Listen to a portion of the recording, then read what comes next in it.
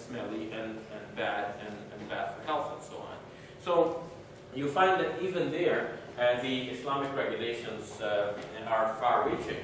And if we continue then to look at some of the social aspects, one of the things that Islam stresses and does it better, I believe, than any other of the world religions that I've had a chance to study, is the way in which it delineates the two areas of Muslim interaction.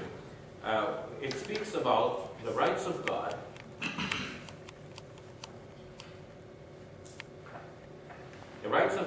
and two, the rights of God's creation.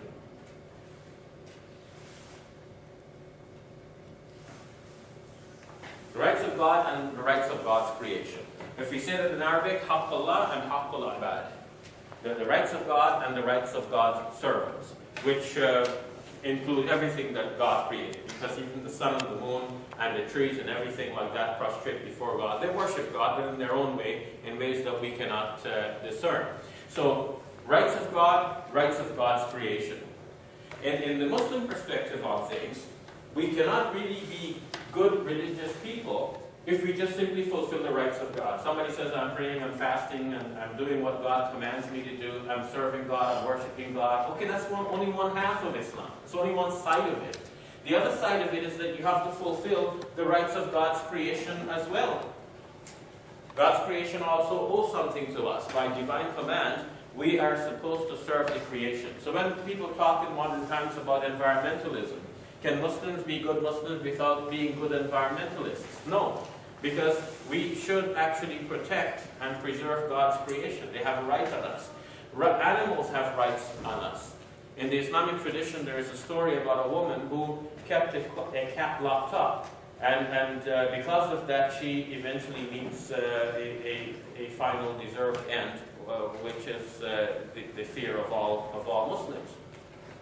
And on the other hand, there is in the tradition the story of a woman who gave a dog to drink.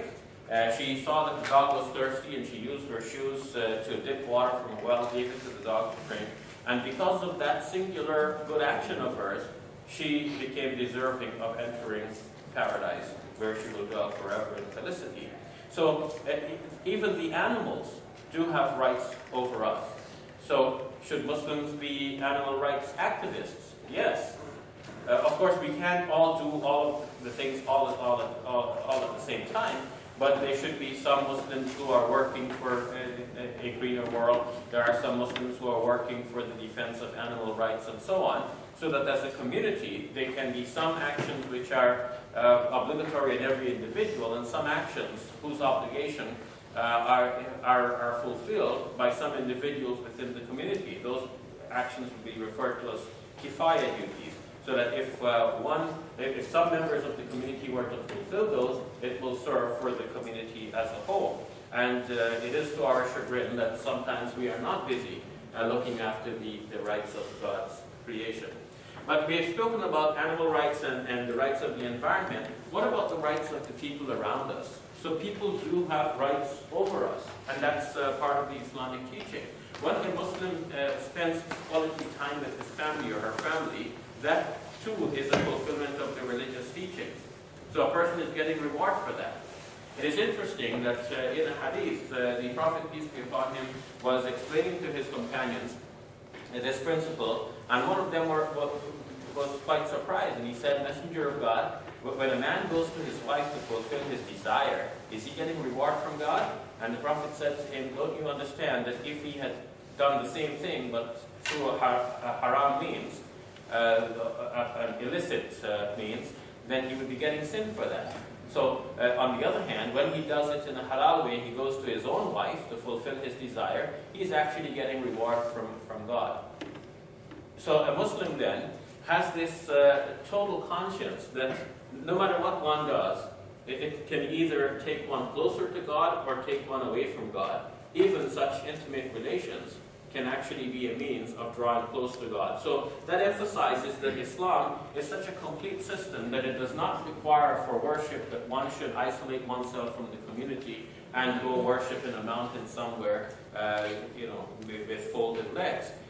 One can be busy in the community, one can be working and studying, but all of those can be done for the sake of God.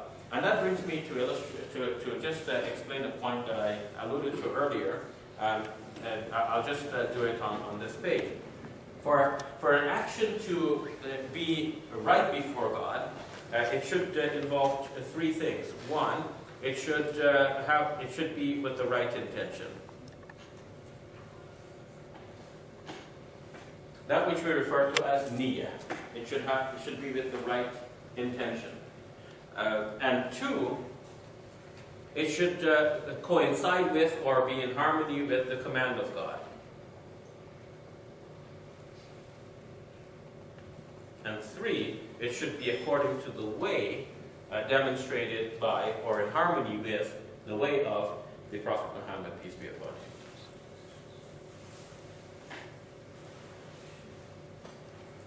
So now, if something is not contrary to the command of God, and it is not contrary to the way of the Prophet Muhammad, peace be upon him, and it is done with the right intention, that too is an act rewardable by God. To the extent that the hadith says that when a man puts a morsel of food into the mouth of his wife, he gets a reward for that.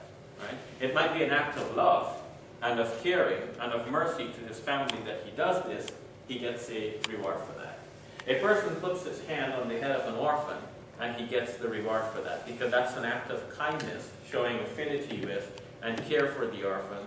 He doesn't do anything more than this, he gets a reward for that. Smiling in the face of your brother is an act of charity. See, I just did it.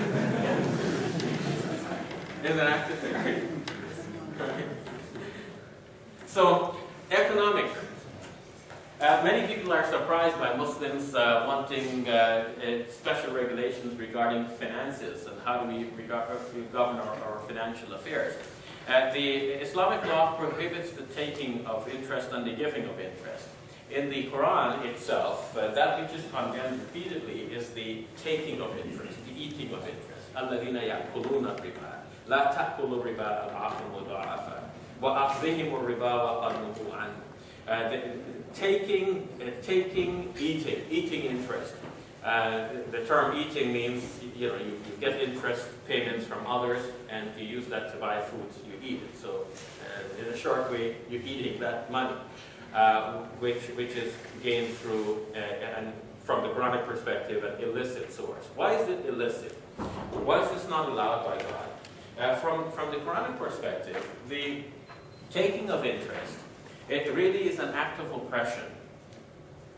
Now, when you think of it, the people who borrow money on the agreement to repay with interest are people who generally are in need. That's why they borrow. And the people who are lending are people who are genuinely affluent. They have a surplus of money. That's why they can lend it to you. They already have fulfilled all of the basic necessities of life, and they have extra money on the side that they don't know what to do with. And you come to them and you say, okay, my good brother, I just need a car. I don't need a fancy car. Any beat-up jalopy will do for me. I just need to, about £2,000 because I've got a job on the other side of the city, and the best way to get there is by car. You lend me $2,000, I'll work, and after 6 months of working, I'll be able to pay you back. And he says, yeah, I can lend you the £2,000, but you have to pay me $2,200 because that's interest. So where are you going to get that extra $200 to pay him back? It's through your hard-earned, through your hard labor and sweat. Probably the job that you got is, regardless of what the kind of job, you're going to be working. And you're going to have to pay that person back. In the meantime, all he has to do is sit back, relax, and enjoy the $200 extra that